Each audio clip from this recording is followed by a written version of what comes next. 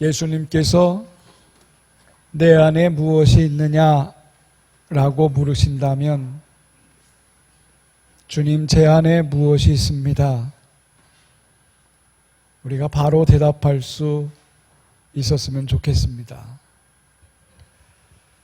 오래된 종교들의 영적인 전통에 의하면 인간은 이 내면에 무엇이 있을까? 힌두교에 보면 인간의 마음을 마야라고 그랬습니다. 이 마야라는 말은 망각의 장막이다, 그런 뜻입니다. 인간 속에는 이 망각이 들어있다. 불교에서는 인간의 존재 형태를 투카라고 그랬습니다. 이 투카는 인간 내면 속에는 고통, 불만족, 불행, 이런 것들이 내재되어 있다. 그런데 우리 기독교에서는 인간은 태어날 때부터 이 마음에 원죄를 갖고 태어난다, 이렇게 말했습니다. 원죄라는 말은 히라보로 관역에서 빗나갔다, 그런 뜻입니다. 뭔가 원래 핵심이 있는데 그 핵심에서 빗나간 것입니다. 그러면 기독교의 가장 핵심은 하나님이신데 하나님에게서 빗나가니 그 인간은 고통 중에 살아갈 수밖에 없다, 그런 얘기입니다. 총체적으로 지구상의 모든 오래된 종교들은 인간의 내면에는 두려움, 욕망, 고통, 이런 것들이 내재해 있다. 그래서 이것들을 버리라, 이렇게 가르칩니다. 버리라. 많은 사람들이 내 안에 있는 고통과 두려움, 이런 걸 버리기 위해서 끊임없이 노력해 왔습니다. 그런데 한결같이 늘 실패하고 마는 것입니다. 왜 그럴까요? 왜 인간은 고통과 이 두려움을 버리는 일에 자꾸 실패할까요? 근본 원인을 모르기 때문에 그렇습니다. 그 근본 원인은 내 마음속의 의식을 바꿔야 되는 것입니다. 의식을 바꾸지 않으면 그 사람은 늘 고통과 두려움 속에 살 수밖에 없는 것입니다. 예수님께서는 우리 인간들의 속성을 너무나 잘 아셨습니다. 마태복음 6장에 보면 인간들은 끊임없이 미래를 걱정하고 근심하고 염려하며 산다는 거예요. 예수님이 우리를 잘 보셨어요. 끊임없이 우리는 내일을 염려하고 걱정하고 근심한다는 거예요. 그래서 무엇을 먹을까? 무엇을 마실까? 무엇을 입을까? 끊임없이 미래에 대한 걱정에 집착한다는 겁니다. 그래서 예수님이 그런 사람들을 보면서 해법을 주셨습니다. 어떤 해법이냐면 간단해요. 너희는 먼저 그의 나라와 그의 의를 구하라. 아멘. 그 말은 내 의식을 개혁하라는 말이에요. 내가 갖고 있는 이 의식 구조, 무엇을 먹을까, 입을까, 살아갈까, 이런 걱정의 이런 의식들을 변화시켜라, 그 말입니다. 변화시키라. 한마디로 말하면 내일을 위한 것을 걱정하고 염려할 것이 아니라 지금 이 순간 영적으로 살아라, 그 말입니다. 할렐루야. 여러분, 스트레스를 왜 받습니까? 여기 앉아 계신 분들도 아유, 나 지금 스트레스 너무 받는다고 그런 분들이 있을 거예요. 여러분, 스트레스를 받는 이유는 간단합니다. 내가 여기에 지금 있으면서 저기를 자꾸 생각하니까 스트레스 받는 거예요. 내가 지금 이 순간에 있으면서 저 순간을 자꾸 생각하니까 스트레스 받는 겁니다. 이거 간단합니다. 여러분, 내일은 지금이 아닙니다. 내일은 내일이에요. 그런데 내일 걱정하고 근심하고 염려하는 것은 이곳에 있으면서 지금 이 순간에 내일을 자꾸 걱정하는 거예요. 여러분, 자녀들 때문에 속상해 죽겠습니다. 그런 분들 대부분 보면요, 아이들의 내일을 걱정하니까 그래요.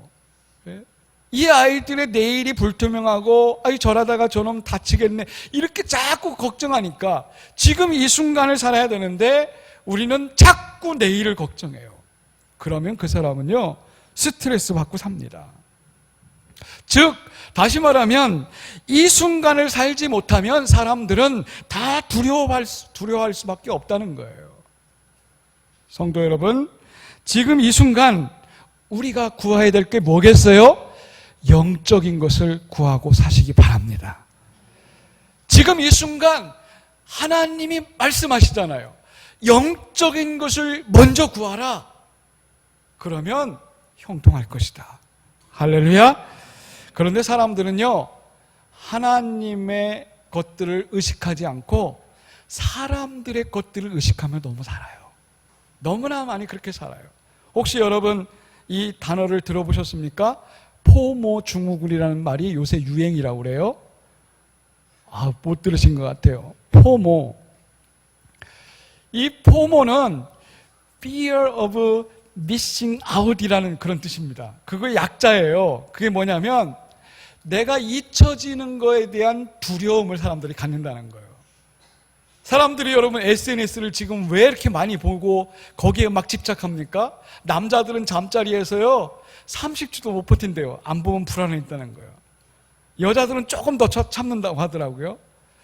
그러니까 여러분 SNS에 뭐가 올라왔나, 사람들은 어떻게 사나, 내가 어떻게 사는지 먹은 거 찍어서 올리고, 사진 어디 좋은 데 가면 찍어서 올리고, 자꾸 사람들은 여기에 굉장히 불안하다는 거예요. 내가 존재한다는 것을 뭔가 드러내야지만 거기서 안정감을 찾는다는 거예요.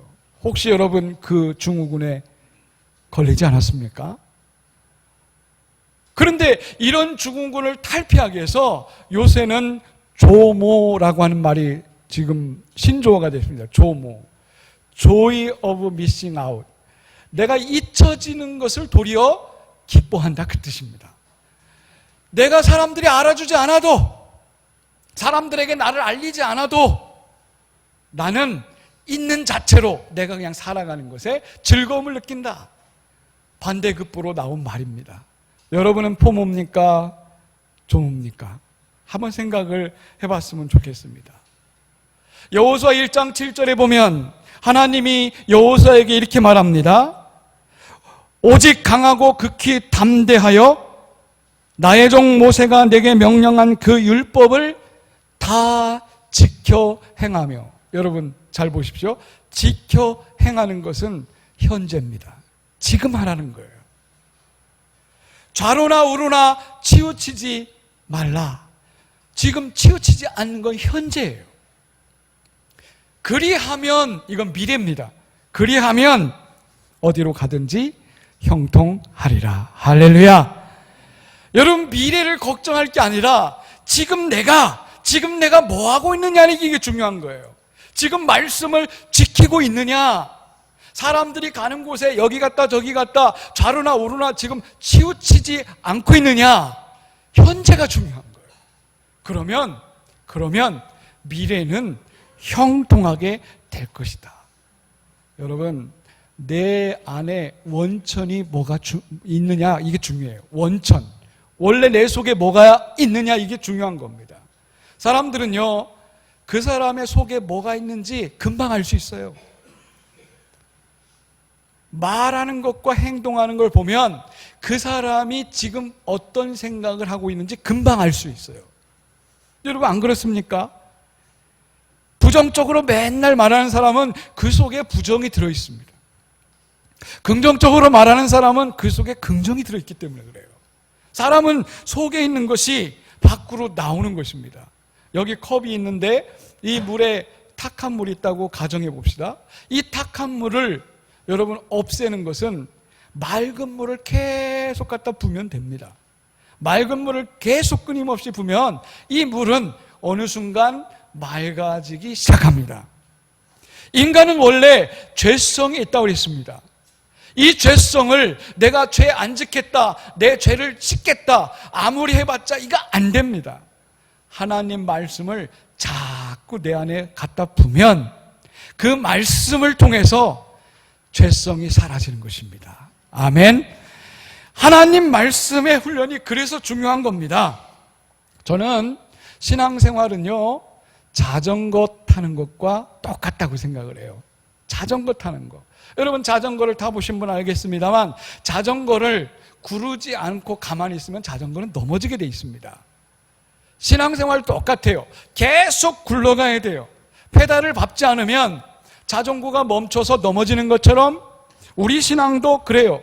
영적인 의식을 내가 계속 주입하지 않으면, 영적인 생각을 넣지 않으면 여러분 그 사람은 넘어질 수밖에 없는 것입니다. 로마서 12장 2절 말씀에 뭐라고 그랬습니까? 너희는 이 세대를 본받지 말고 오직 마음을 새롭게 함으로 변화를 받아라 그랬습니다. 그 말은 세대를 본받지 않도록 노력하고 내 마음이 변화되도록 계속 노력하는 거예요. 쉽게 말하면 페달을 계속 밟아야 되는 거예요. 안 밟으면 세대에 휩쓸려 갑니다. 마음의 변화가 일어나지 않습니다. 여러분 혹시 책 좋아하시는 분은 한번 사서 읽어보십시오. 가고 싶은 길을 가라는 책이 있습니다. 이 저자 로랑 구넬은 그런 말을 했습니다. 사람들은 세상을 변화시키려고 한다. 그래서 세상을 변화시키려는 사람은 굉장히 많다. 동의하십니까? 그런데 자신을 변화시키는 사람은 없다. 그런 말을 했어요. 저는 거기에 동감했습니다. 여러분 참 중요한 말이에요. 우리는 내 주변의 다른 것들을 변화시키려고 무진장했습니다. 가족들도 변화시키고 자식들도 변화시키고 싶고 자기의 환경을 어떻게든 변화시키려고 그래요. 그런데 정작 나는 변화시키려고 하지 않는다는 거예요. 묻겠습니다. 여러분 자신을 변화시키는 게 쉽습니까? 타인을 변화시키는 게 쉽습니까? 이거 물어보나 마나요. 여러분 옆에 있는 자식도 내가 어떻게 할 수가 없어요. 변화시키려고 애쓰면 오히려 트러블만 생깁니다. 그런데 나 자신을 변화시키면요 세상이 다르게 보이는 것입니다. 내가 먼저 변화되면 세상이 완전히 달라져요. 반가운 소식이 있습니다. 성경은 말이죠, 우리 인간은 의식을 변화시킬 수 있는 가능성이 있다고 성경은 얘기합니다. 여러분 우리 의식 구조를 변화시키기를 바랍니다. 세계의 영성가 중에 달라이라마, 베트남의 틱야탄, 그리고 독일에 가면 에크하르트 톨레라는 사람이 있습니다. 이 에크하르트 톨레가 그런 말을 했어요. 내가 변화되기를 원하면 사랑이 내 속에 들어오도록 내 안에 공간을 만드는 일밖에 없다. 그게 내가 변화를 위한 작업이다. 이렇게 얘기했어요. 여러분, 내 안에 공간을 지금 만들고 계십니까? 무엇인가가 꽉 차 있어가지고 공간이 하나도 없으면 그 사람에게는 더 이상 들어가지 못합니다. 그런데 에크하르트 톨레의 얘기는 사람의 변화는 내 안에 공간을 만들 때 빈 공간에 사랑이 들어온다라고 했습니다. 이 사람은 성경적인 얘기를 한 거예요. 빌립보서 2장 5절에 보니까 너희 안에 이 마음을 품으라 곧 그리스도 예수의 마음이니. 아멘. 예수님 마음이 내 안에 들어올 수 있도록 내가 비워야 되는 거죠. 비우지 않으면 내 마음밖에 없는 거죠. 그래서 예수님이 내 안에 들어오도록 마음을 비우는 거예요. 얼마든지 내 마음이 예수님 마음으로 바뀔 수 있다라고 하는 성경의 얘기입니다. 가능합니까? 아멘 하십시오.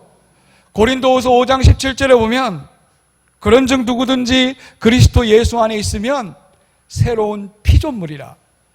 이전 것은 지나갔으니 보라 새 것이 되었도다. 아멘. 변화 가능성을 지금 얘기하는 겁니다. 우리는 예수님 안에서 얼마든지 변화될 수가 있는 것입니다. 여러분 인간이 태어날 때 두 가지 공포를 가지고 태어납니다. 한 가지는 고소공포증이에요. 높은 데 올라가면 두려운 거죠. 아이들도 휙 던지면 두렵습니다. 또 한 가지는 아이들이요, 공포를 느끼는 게 언제냐면 시끄러운 소리라고 그래요. 그래서 아기가 태어나면 조용해야 되는 거예요. 시끄러운 공포, 고소공포증 공포, 이 두 가지 공포는 인간이 어떻게 할 수가 없어요. 태어날 때부터 그냥 갖고 태어나는 거예요. 그런데 나머지 공포나 두려움은요, 6세가 될 때까지 다 만들어지는 거래요. 다 만들어지는 거래요. 그게 어떻게 만들어지냐면 가장 가까이 있는 사람 때문에 만들어진대요. 예를 들면 꼬맹이 아이가 엄마 뱃속에 나와가지고 이제 눈을 떴어요. 근데 처음 보는 것들이잖아요. 다 처음 보는 거. 근데 이 아이가 놀고 있는데 강아지가 문을 팍 열고 팍 들어와요. 그러면 이 아이는요, 강아지를 보는 게 아니고 엄마를 본대요. 엄마가 저 개 때문에 위험하다고 생각하고 놀라면 이 아이도 놀란대요. 엄마가 강아지를 보면서 아이 귀여워, 일로 와, 우리 아이랑 놀아줘 하면 이 아이는 막 웃으면서 강아지를 좋아한대요. 여러분, 혹시 여기 앉아 계신 분 중에 뱀이 무서운 사람이 있어요? 벌레가 무서운 사람도 있고 개가 무서운 사람도 있습니다. 이런 사람들은요, 대부분 6세가 되기 전에 엄마 아니면 가까운 사람들이 느꼈던 공포를 자기도 습득한 거예요. 그러면 이것은 뭡니까? 후천적으로 다 느낀 것이, 후천적으로 느낀 공포와 두려움을 아이 때 형성했다라고 하는 그런 얘기입니다. 자, 그렇다면 여러분, 후천적으로 생겼다면 그것은 얼마든지 노력하고 치유하면 된다라고 하는 결론입니다. 그럼 어떻게 치유할 수 있을까요? 심리학에서는 이렇게 말합니다. 몇 주 정도 경쾌하고 기쁨의 훈련을 계속하면 자기가 느낀 공포나 두려움은 치유될 수 있다고 하는 거예요. 많은 분들이요, 나이가 들면 이 뇌를 바꿀 수 없다고 그렇게 생각을 했어요. 1990년대까지 모든 학자들은 인간이 늙으면 뇌가 정지되고 더 이상 발달이 안 된다, 이렇게 생각을 했습니다. 그런데 1990년 이후부터는요, 학설이 달라졌습니다. 얼마 안 되지요. 학설이 달라졌어요. 무슨 학설을 달렸냐면 아무리 나이가 들어도 늙어 죽을 때까지 사람의 뇌는 쓰면 쓸수록 달라진다는 거예요. 저는 거기에 동의합니다. 예? 여러분, 우리 인간의 뇌는 끊임없이 달라져요. 나이가 드신 분들은요, 아니 나는 못 고쳐, 나는 평생 그렇게 살아왔는데 이제 나는 고쳐지지 않아, 이렇게 생각하시는 분들이 있어요. 그런 분들은요, 늘 걱정만 하고 살아옵니다. 걱정만 하고 살아온 사람은 뇌가 걱정하시는 것으로 굳어져 있어요. 그래가지고 어떤 일이 벌어지잖아요. 그러면 그 사람은 칭찬을 안 하고 비판을 먼저 합니다. 그 일에 대해서. 나는 안 돼, 너도 못해, 우리 안 될 거야, 이런 식으로. 왜 그러냐면 부정적인 것이 굳어져 왔어요. 뇌를 그렇게 훈련시켜 놨어요. 그 사람이 갖고 있는 생각은 안 된다라고 하는, 또 할 수 없다라고 하는 두려움과 공포로 길들여져 왔어요. 그래서 더 이상 좋은 말을 못해요.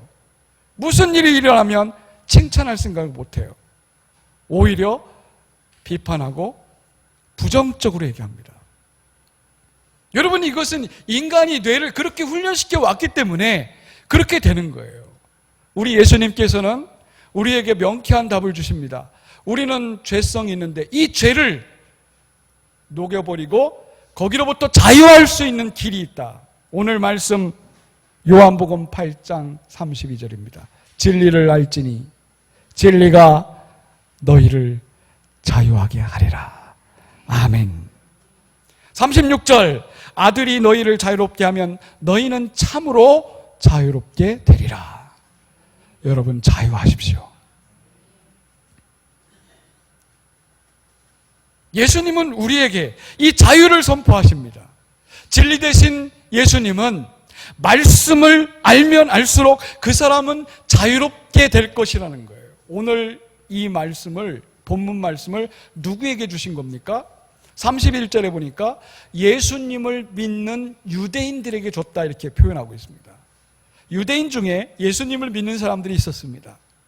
이 사람들이 예수님을 믿으니까 예수님이 그들에게 뭐라고 하냐면 이렇게 말합니다. 31절에 보니까 너희가 내 말에 거하면, 예수님의 말씀에 거하면 내 제자가 되고 진리를 알지니 진리가 너희를 자유하게 하리라.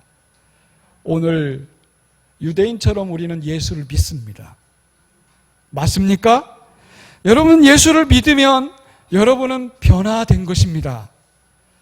또 변화의 가능성이 항상 여러분들에게 열려 있습니다. 기독교에서는 사람이 변화된 상태를 구원이라고 말합니다. 여러분, 이 구원은 사도행전 2장 21절에 보니까 누구든지 주의 이름을 부르는 자에게는 구원이 주어진다 이렇게 말했습니다. 여러분은 구원 받았습니까? 누구든지 주의 이름을 부르는 자는 구원을 받을지니라. 아멘. 사도행전 16장 31절에도 보면 주 예수를 믿으라. 그러면 너와 내 집이 구원을 얻으리라. 아멘. 여러분, 구원 받았습니다. 요한복음 1장 12절에도 영접하는 자, 곧 그 이름을 믿는 자에게는 하나님의 자녀가 되는 권세를 주셨다. 자, 여러분에게 묻습니다. 여러분 구원 받았습니까? 여러분 하나님의 자녀 되셨습니까? 자, 그러면 이렇게 질문할 수 있습니다. 여러분이 구원받았다는 걸 어떻게 알 수 있을까요?